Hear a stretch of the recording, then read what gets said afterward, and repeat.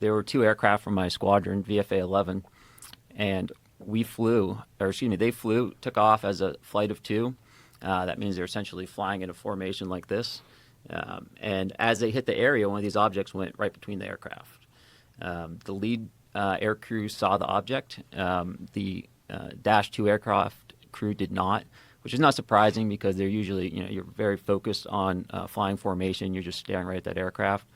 The lead really has actual leeway to look around. So he saw it, and, he immediately came back. I have to assume he didn't have it on his radar because he wouldn't have flown through this object at the entrance point. He turned around, flew back, landed, and I was in the ready room when he come back, and he had all his gear on, which typically is not a good thing because you want to get that stuff off as fast as possible. So usually means there's a problem of some nature, and he was just sitting there saying, "Hey, I was hit with those damn things." And we all knew what he was referring to, even though we didn't necessarily have a name for it, just because we were seeing these so much.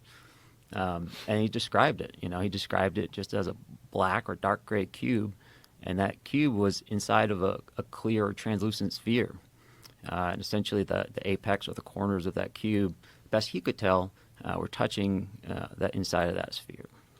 And that description mirrors many of the descriptions that people have had of these, whatever you want to call them. Whether they're calling them UAPs now for some strange reason. UFOs is I don't know, does it have a dirty connotation to it? And is it tainted because of so many crazy people talk about UFOs? Is that what it is? Did you ever hear about what Ben Franklin was? Okay, that's a different story. But what did he do?